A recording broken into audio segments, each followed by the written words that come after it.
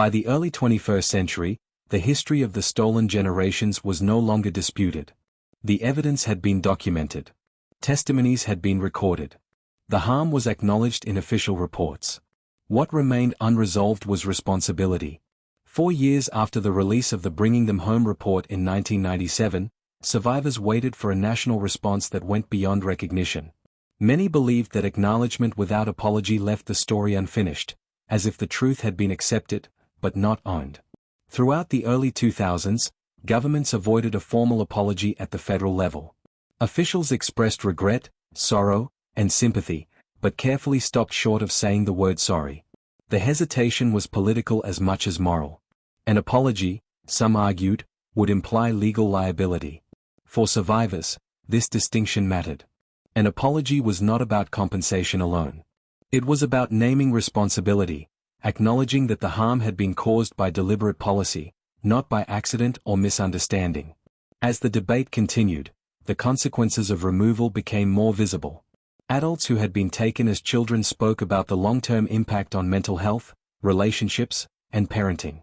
Many described difficulty forming attachments, a legacy of childhoods shaped by separation and control. These effects did not end with one generation. Research increasingly showed that trauma associated with removal was transmitted across families. Children raised by parents who had been removed often inherited the emotional and social consequences of that experience: instability, distrust of institutions, and fractured identity. The stolen generations were not only a historical event. They were an ongoing condition. In 2007, a federal election shifted the political landscape. The incoming government committed to addressing the unfinished business left by decades of avoidance.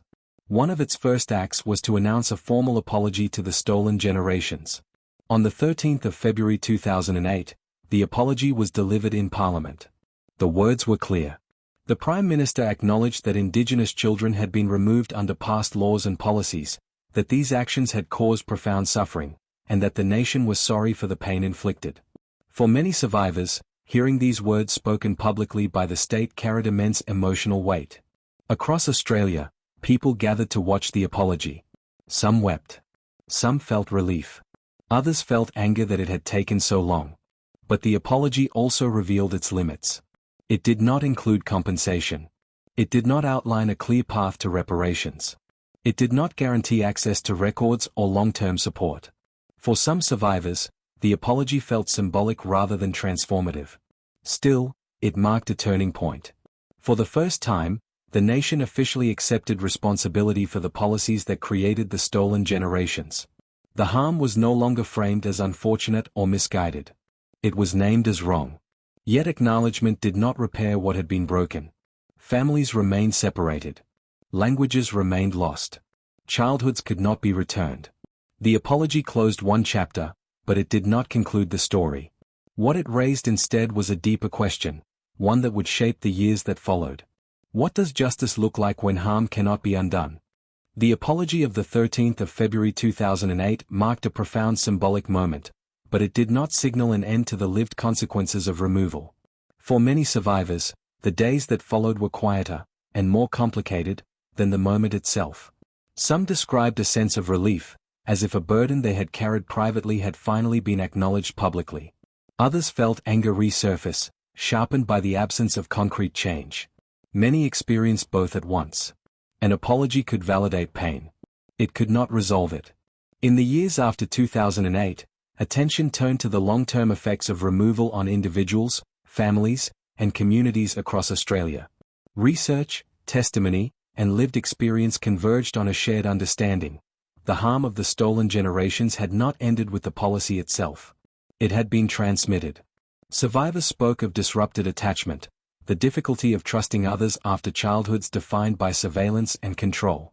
Many described struggling with parenting, not because of lack of care, but because models of family life had been interrupted or denied. Children raised by parents who had been removed often inherited the emotional consequences of that disruption. Anxiety, instability, and disconnection from culture appeared not as isolated issues, but as patterns repeated across generations. This became known as intergenerational trauma. Importantly, these outcomes were not framed as inherent to Indigenous communities. They were understood as the predictable result of forced separation, identity suppression, and institutionalization, conditions imposed by policy. In response, governments funded programs focused on healing and reconnect. Language revival initiatives expanded. Family tracing services helped survivors locate relatives and access records. Cultural programs aimed to rebuild identity interrupted by removal. But access was uneven. Support varied widely by region. Waiting lists were long. Funding was often short-term. Many survivors aged without ever receiving meaningful assistance. Others encountered bureaucratic barriers similar to those that had once facilitated their removal. Compensation remained contested. Some states introduced limited redress schemes. Others resisted, citing cost or precedent. Survivors were often required to meet strict eligibility criteria, provide documentation that no longer existed, or relive traumatic experiences to prove harm that had already been acknowledged. For many, the process itself became another side of injury.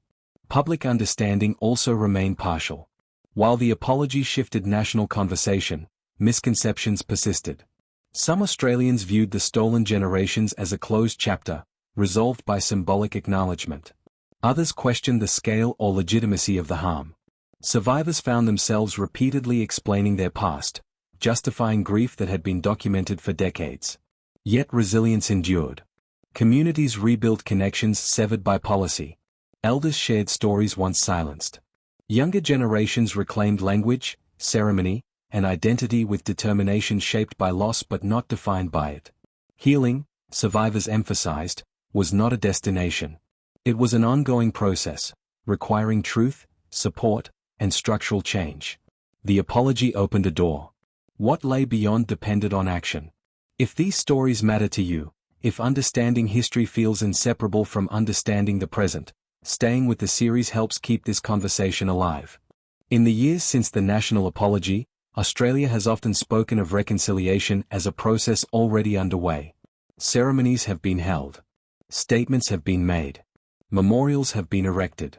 Yet for many survivors of the stolen generations, the central issues remain unresolved.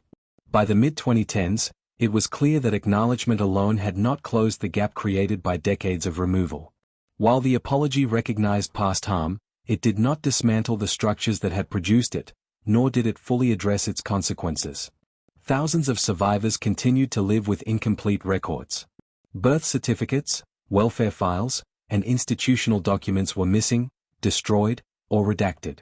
For many, the most basic questions remained unanswered. Who took them? Why? Where were their siblings sent?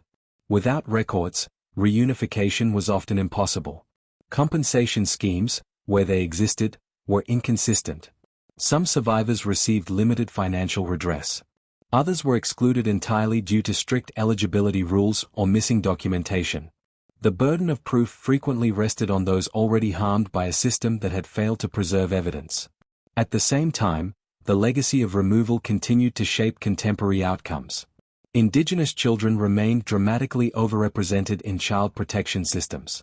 While modern policies rejected the language of assimilation, many Indigenous families recognized familiar patterns: surveillance, intervention, and removal driven by socioeconomic disadvantage rather than cultural understanding. For survivors, this continuity was deeply confronting. The stolen generations were not only a historical injustice. They were a warning.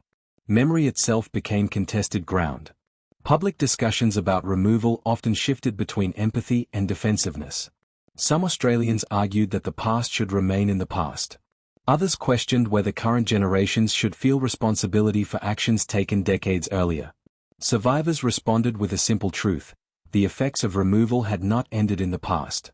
They lived on in disrupted family lines, in lost languages, in children raised without grandparents, and in communities still rebuilding what policy had dismantled. At the same time, resilience and resistance continued. Across Australia, survivors and their descendants shaped new forms of remembrance. Oral histories were recorded.